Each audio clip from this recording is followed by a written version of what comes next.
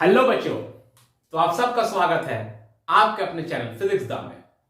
तो आज हम लोग क्लास 11 का मैथमेटिकल टूल जो हम लोग पढ़ रहे थे उसको आज की वीडियो में और आगे बढ़ाते हैं और कुछ मैथमेटिकल टूल्स सीख लेते हैं ताकि उन टूल्स की मदद से हम लोग फिजिक्स के न्यूमेरिकल्स को आगे इजीली सॉल्व कर पाएंगे और बहुत सारे क्वेश्चंस को इजीली समझ भी पाएंगे। तो चलिए ज्यादा लेक्चरबाजी नहीं करते हुए क्लास को स्टार्ट करते हैं।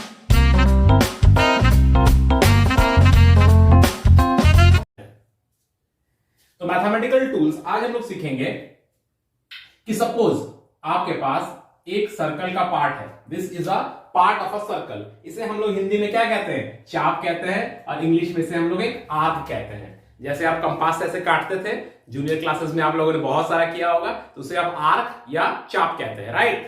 तो इस आर्क के दो एंड है, एक एंड यहां है, एक एंड यहां है। Suppose this and is P and this and is Q। So what is PQ? PQ is an arc. इसको लिखते कैसे हैं? ऐसे लिखते हैं PQ और ऐसे। This is called length of arc PQ. Length of arc PQ. ठीक है। अब इसे आप कनेक्ट कर रहे हैं, इसके दोनों एंड को आप कनेक्ट कर रहे हैं। कहां से कनेक्ट कर रहे हैं? सर्कल के सेंटर से कनेक्ट कर रहे हैं, ठीक है। क्योंकि अगर आप इसे कंप्लीट करेंगे तो एक सर्कल बन जाएगी। So this is the centre of the circle. Suppose this is O, ठीक है। तो O क्या हो गया? Centre of circle. सर्किल नहीं, सर्कल है ना, सर्कल का सेंटर हो गया।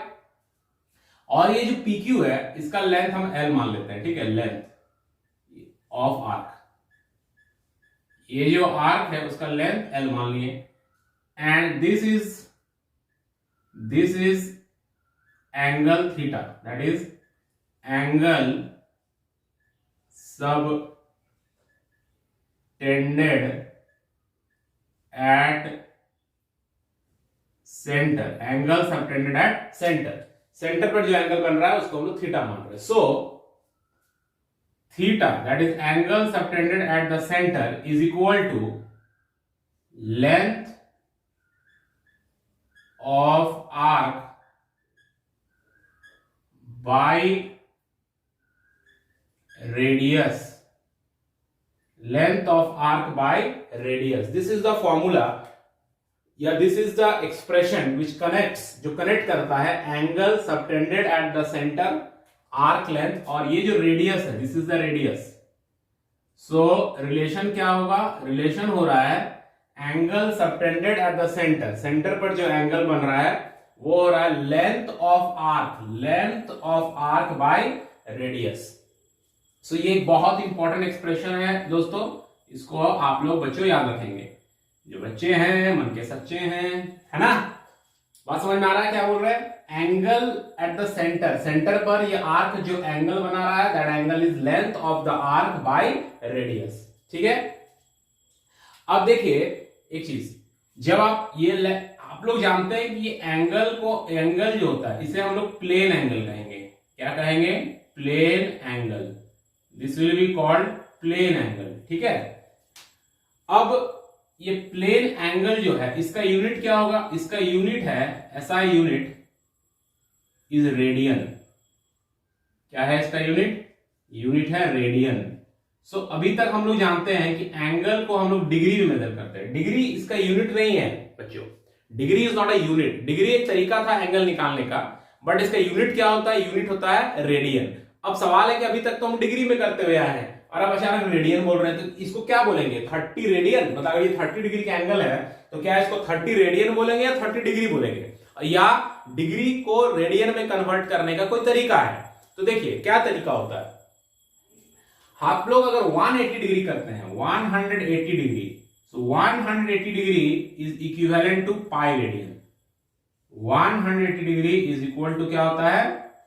पाई रेडियन होता है। जैसे यहां देखिए, ये अगर इसको हम 1 रेडियन कहते हैं तो इसका 1 रेडियन का मतलब है कि ये जो आर्क है इसका भी लेंथ 1 होना चाहिए और ये रेडियस जो है वो भी 1 होना चाहिए।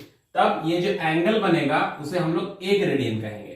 तो पाई रेडियन का मतलब हो गया कि 180 डिग्री का एंगल जब बनेगा, ये पूरा ऐसे घूम जाएगा, 180 डिग्री का एंगल बनेगा, that is called pi radian. So 180 degree is equal to pi radian. यहां तक क्लियर है? तो अगर हम 1 डिग्री का बात करें तो 1 डिग्री इक्वल टू क्या हो जाएगा?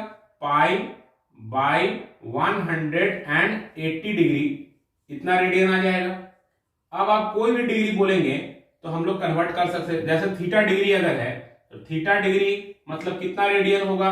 सो pi by 180 degree into theta degree हो जाएगा, इतना रेडियन आ जाएगा। So this formula can be used, इस फॉर्मूला को यूज करके हम लोग किसी भी डिग्री को रेडियन में कन्वर्ट कर सकते हैं। जैसे फॉर एग्जांपल अगर कोई हमें बोल रहा है 45 डिग्री, तो 45 डिग्री मतलब अगर हम उसको रेडियन में लिखना चाहे तो कैसे लिखेंगे?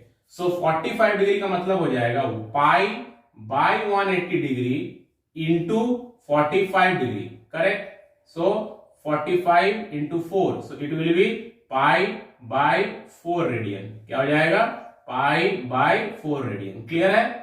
सो इस तरह से आप डिग्री को रेडियन में कन्वर्ट कर सकते हैं। रिलेशन क्या है? Angle subtended by the circular part at the centre is equal to arc length by radius होता है। इस फॉर्मूला से हम लोग बहुत सारे प्रॉब्लम्स को सॉल्व कर पाएंगे आगे भी, इसको ध्यान रखना है। और how to convert degree into radian, ये भी आपको ध्यान रखना है, ठीक है?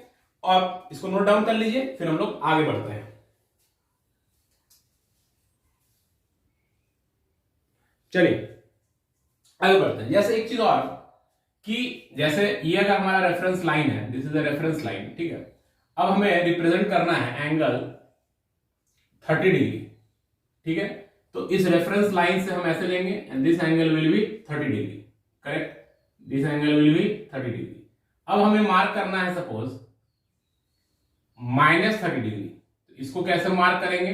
So this is -30 degree, this is -30 degree, ठीक है? याद क्या रखना है यहाँ पे बच्चों कि अगर हम रेफरेंस लाइन जो भी लिए हैं उस रेफरेंस लाइन से अगर हम लोग एंटी क्लॉकवाइज ऑर्डर में लेते हैं एंगल को, एंटी क्लॉकवाइज ऑर्डर, अगर हम एंटी क्लॉकवाइज ऑर्डर में लेते हैं सो वो angle, that angle will B positive.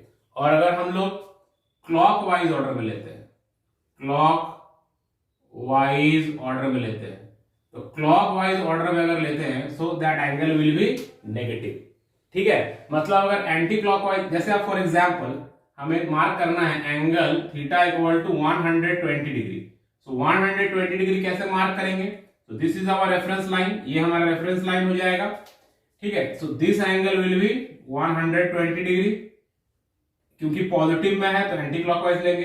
अगर क्वाड्रेंट के हिसाब से देखें तो ये हमारा क्वाड्रेंट हो गया, ये हमारा क्वाड्रेंट हो गया ना, 4 क्वाड्रेंट में बढ़ गया, ये 4 क्वाड्रेंट में बढ़ गया। तो ये किस क्वाड्रेंट में आ रहा है? सेकंड क्वाड्रेंट में आ रहा है, 120 डिग्री सेकंड क्वाड्रेंट में आ रहा है। बात समझ में आ रहा है? कॉन्सेप्ट को समझने की कोशिश कीजिए, ठीक है? अगर यही मान लीजिए कोई बोलता थीटा हमारा मार्क करना है -120 डिग्री, सो -120 डिग्री मतलब हम लोग को यहां से मार्क करना पड़ता है ऐसे, दिस विल बी -120 डिग्री, ठीक है? ये क्लियर हो गया कैसे हम मार्क करेंगे। अब जैसे मान लीजिए कहीं लिखा हुआ है साइन 5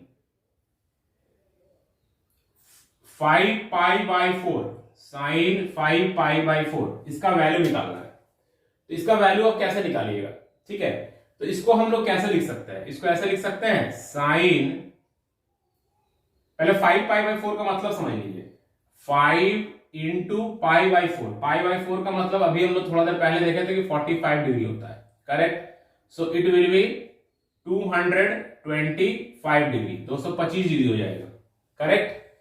तो अब देखिए इसको कन्वर्ट करके भी आप कर सकते हैं, 225 डिग्री करके फिर कन्वर्ट करके जैसे बताए थे, या इसको ऐसे भी लिख सकते हैं आप पाई प्लस पाई बाई 4। देखिए पाई प्लस पाई बाई 4 लिखिएगा तो 4 pi plus pi, 5 pi by 4 आ जाएगा, तो 180 डिग्री। अब 180 डिग्री को आप कैसे लिख सकते हैं? Sine 2 into pi by 2 plus pi by 4, मतलब अगर आपका pi by 2 that is 90 degree even number से मल्टीप्लाइड होता है तो साइन चेंज नहीं होगा, साइन साइन ही रह जाएगा, तो हो जाएगा साइन पाई बाई 4, ठीक है? Sine pi by 4।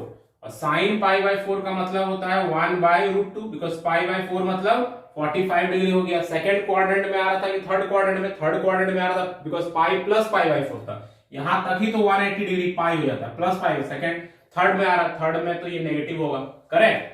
तो इस तरह से भी आप इसको कर सकते हैं, क्योंकि बहुत सारी जगह पर क्या होगा कि डिग्री में नहीं एक्सप्रेशन रहेगा, वो पाई के फॉर्म में रहेगा। तो आपको घबराना नहीं है, या तो आप उसको निकाल लें डिग्री में और फिर अपने चीजों को सॉल्व करें, या आप पाई से भी कर सकते, मतलब पाई का टर्म्स में भी एक्सप्रेस कर सकते हैं, ठीक है। तो इस तरह से आपको सॉल्व करना है। बात समझ में आ गई? तो आज की वीडियो में इतना ही रहने देते हैं। इस बेसिक चीजों को आप समझिए, फिर हम लोग नेक्स्ट वीडियो में मैथमेटिकल टूल्स के बारे में ही बात करेंगे, ठीक है। जब तक हम लोग मैथमेटिकल बेसिक फंडामेंटल चीजों को कवर नहीं कर लेते, तब तक हम लोग फिजिक्स में नहीं जाएंगे, बिकॉज फिजिक्स बिना मैथमेटिक्स का नहीं हो सकता है। तो चलिए, हमारे चैनल को आपने अभी तक सब्सक्राइब नहीं किया, सब्सक्राइब कर लें, ज्यादा से ज्यादा लोगों तक प्लीज शेयर कर दें, और हमारे साथ जुड़े हुए रहें for more mathematical tools, for more mathematical fundamentals, ताकि आपको फिजिक्स और आसान हो सके। Thank you, see you in the next video.